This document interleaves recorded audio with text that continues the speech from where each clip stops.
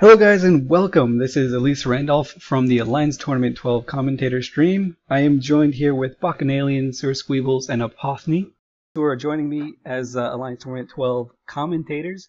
We're going to be looking back at some of the Alliance Tournament 11 matches, so last year's tournament, and just kind of give a little bit of retrospective of them, see how they work, see what went wrong, see what went right, and just looking at some of our favorite matches together.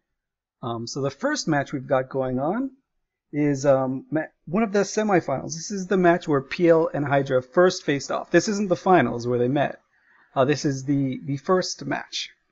So these two juggernauts are colliding. And just to give a little bit of a backdrop, PL and Hydra are both kind of maneuvering through the winner's bracket. The loser of this match, it's a best of three, would then be sent to the loser's bracket. And the loser's bracket is horrible. You have to play so many matches in a row. So everyone had everything on the line for this one. And so we can see all the inventive setups that both teams put out, how they worked, the results, and all that good stuff. I will say going into this match, one of the things I'm a big advocate of with the tournaments recently, for probably the past 2 or 3 years, are the more evenly distributed setups. So as soon as I saw PL without a battleship on field, I really gave them the upper hand. But yeah, we see like both teams going for really drone-heavy setup, which is what we saw all through AT11, and is probably what we're going to see quite a bit through AT12, even though there's the Ishtar and Domi increase. We've got PL bringing good old-fashioned Ishtars, then Hydra going for the little bit more fancy Gilas. So we've got a Galente versus Kaldari show match, and we've also got a lovely amount of Cambions, the AT20 prize ships, and an Etana even for Hydra as well, the faction Basilisk. Yep, and it's important to note here that this is Hydra's flagship Dominix. Hydra were the only team to predict the dominance, or how great the Dominix would be. So they made that their flagship, which means you can't ban it out. So once you lose a flagship in a match, you can't bring it again. So PL are bringing this the first time, this no logistics, all cruiser hull Ishtar team, and they're just hammering on everything. And then of course Hydra balls outrageous with an Etana, like 100 billion-isk ship, like the most pimped out logic you can imagine. A bunch of Cambions, which is like super blingy. It's like a Drake, but in a Merlin's hull. So it tanks for days, and it goes super fast. And man, so PL is starting off really horribly, sort of. Seamus just gets blown up straight off the bat. Hydra immediately like going for like the morale kill, with Seamus being like the PL founder. It's like killing the eternal leader of PL just as quickly as possible. I think they just mostly killed the dude that was tackled, but the Etana goes down, and that's huge. Those ships are incredibly rare. There's only 50 of them in the game. At this point, there was only 48 left. And, that's pretty brutal. Now you see PL is just going ham on that Dominix. They just want that Dominix gone. Like, with all those faction mods, that dummy is going to be putting an insane amount of DPS. It's going to be so useful to them, and now it is completely off-field. So now you see kind of a bunch of PL cruisers just haplessly roaming around against 3 Gilas, 3 Merlins. That's a pretty good amount of tackle. And then, of course, you have 3 Cambions, which is just not only an insane amount of tackle, but an insane amount of DPS. And Tinking's tackled. Everyone else is damped. You can look at the control bar and the attack bar.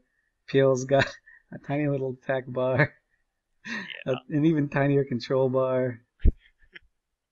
Yeah, I mean, damps the spread like really, really nicely throughout the Pandemic Legion team. Both Gilas are damped. One of the 3 Vexers and 2 of the Executioners are damped, meaning it's going to be harder to apply that tackle because frigates have just such low base lock range that if you chuck a damp on one of them, they have to be right in a super tight orbit to even hope to apply their modules. Yep, and if you look what the Cambions and the Merlins are doing, they're just going in. They're holding a guy down, and they're just systematically going through and killing him. And then, as soon as one guy is about to die, they all break off and go to the next one. So, as you can see right now, a Vexer and a Myrmidon are both scrammed down to oblivion. So they're for sure going to die. Meanwhile, PL's like, they've got a fair amount of DPS still left. Like, this is before the Gila buff, obviously. But healers are still pretty strong ships. And, I think actually Hydra screw up just a little bit right here and get one of their Gilas caught. And they kind of let Admiral Goberius' Myrmidon free a little bit. So now it kind of seems like up in the air a little bit. You just have cruisers clashing against one another. Gabi just now went down, so he lasted way too long.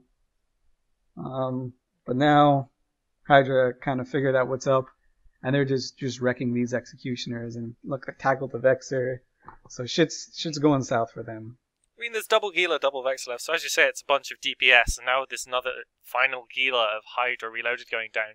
They've got the Claymore, but then they've got those Cambions, which, as you said earlier, are just insane, with 3 Merlins, which is not no DPS. You know, like Merlins can get like what 200 DPS if you really go for it. It looks like this time these Merlins are just damping Merlins, which kind of screws them over a little bit in this matchup. Like, just remember, PL had never fielded this setup before. No one had fielded a setup like this.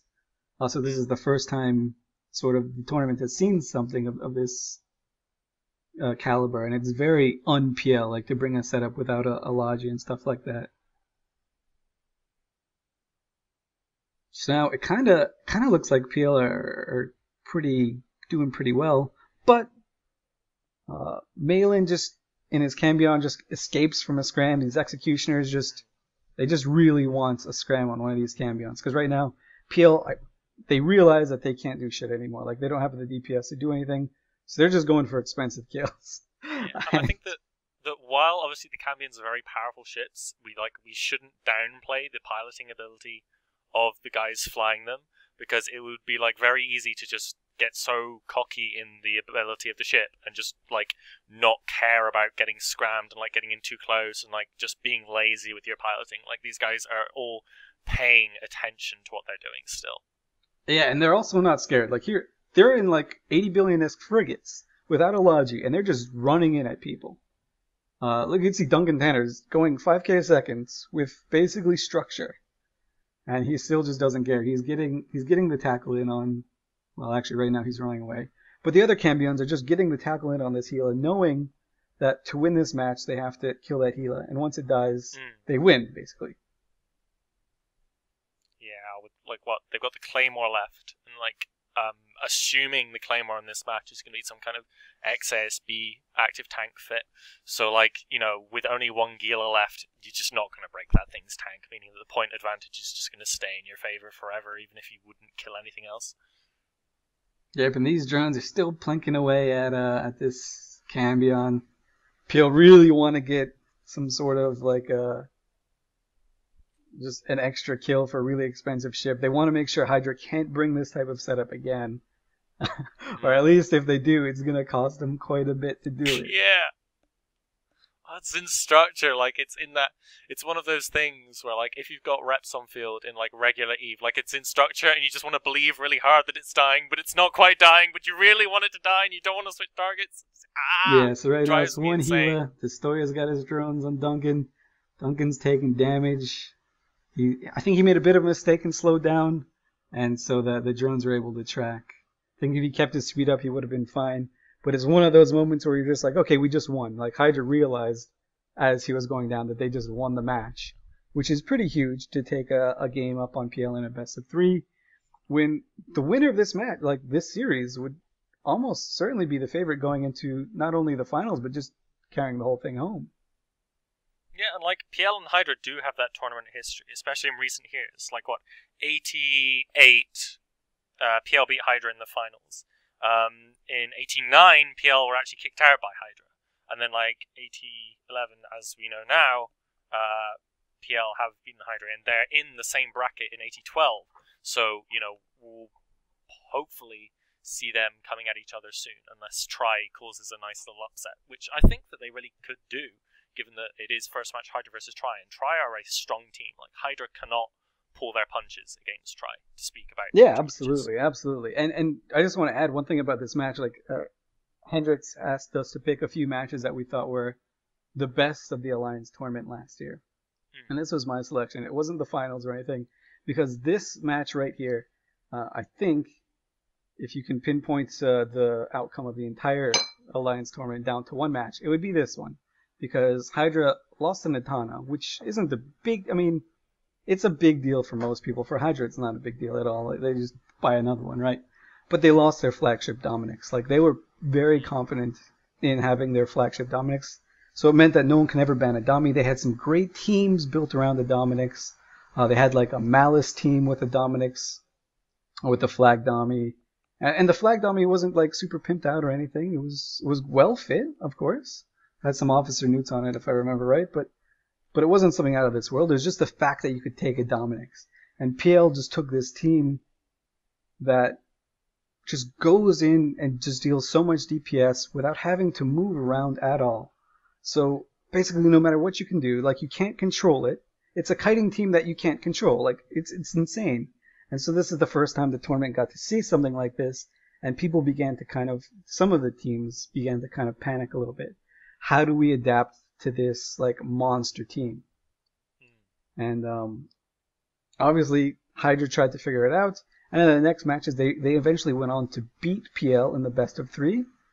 And PL would go on to the losers bracket and stuff. But Hydra had to continue the tournament without their flagship. And more importantly, they had to face PL again, except this time no flagship. You know, I agree with you. I think that is one of my favorite things about the Alliance tournament. Like, I'm going into AT12, going like, there's this bunch of stuff I know about the teams that I'm really excited for. But one of the things I'm most excited about, if not the thing I am the most excited about, is the surprises that come through. Whether it be a team that gets further apart than we want, or like a new meta that like nobody was expecting, and one team has just seen, whatever theory crafter in the team has just seen, like how the stars can align, and this comp that no one ever thought of before can just come through and wreck, and everyone else suddenly has to compensate and play catch up. Alright guys, so that was the first match in our review series for the Bacchanalian.com. We're going to be looking through, I believe, another 7 more matches or so. Maybe fewer, it depends. We can talk on forever. But yeah, that's it for now, guys. Thanks again. See you in a little bit.